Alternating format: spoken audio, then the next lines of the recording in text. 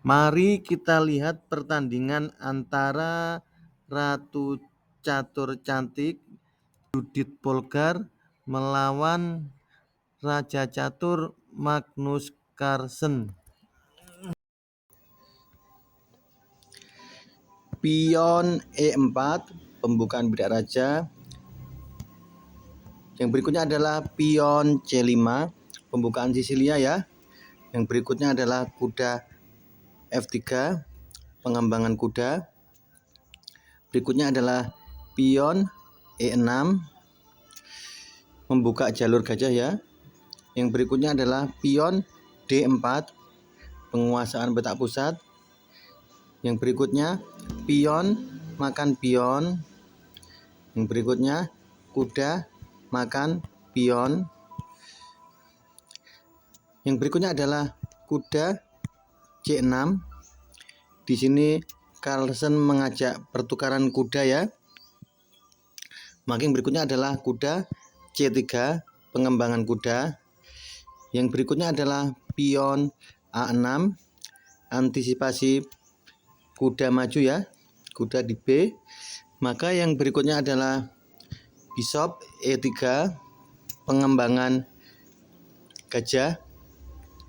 Yang berikutnya adalah menteri C7, pengembangan menteri. Maka yang berikutnya adalah menteri D2, persiapan untuk rokade panjang ya. Maka yang berikutnya adalah kuda F6, kuda ancam pion. Maka yang berikutnya adalah pion F3, pion F melindungi pion E ya. Maka yang berikutnya adalah bishop E7, persiapan rokade pendek ya. Maka dari sini Polgar membalas dengan rokade panjang. Sangat seru sekali ya. Rokade panjang akan melawan dengan rokade pendek. Maka yang berikutnya adalah pion B5, persiapan untuk Vincento gajah ya. Maka dengan agresif Judith Polgar menggunakan formasi pion G4, menyerang sayap raja ya. Maka yang berikutnya adalah kuda makan kuda, dibalas dengan gajah makan kuda.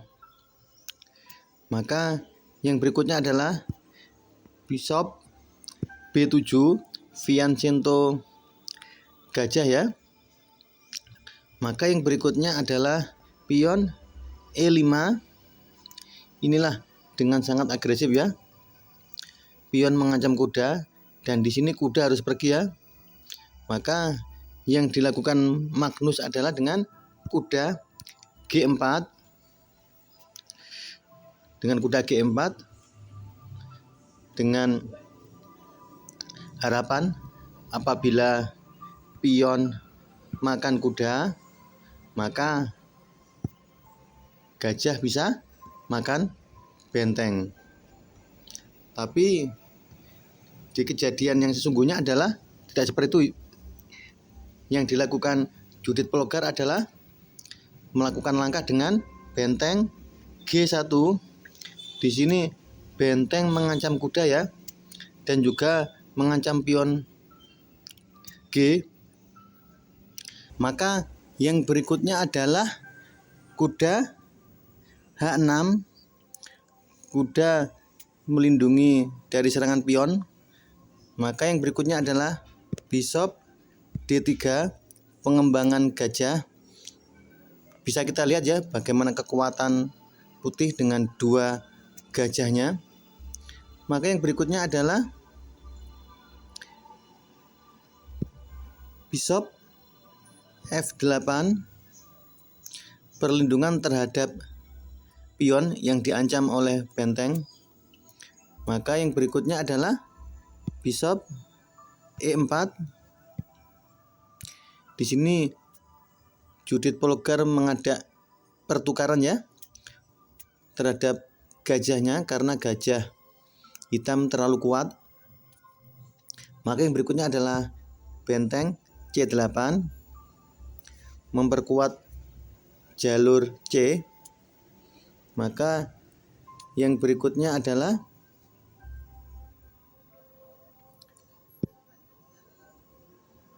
gajah B6. Disinilah sangat-sangat cerdasnya Judith Polgar. Apabila menteri makan gajah, otomatis hitam langsung mati ya, dengan menteri D7. Maka yang berikutnya adalah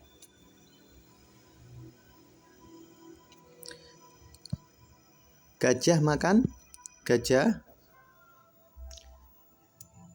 Maka yang berikutnya adalah menteri makan. Maka yang berikutnya adalah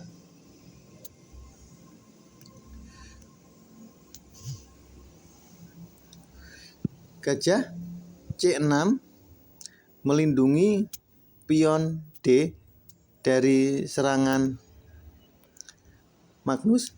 Maka yang berikutnya adalah gajah D6 mengajak pertukaran gajah.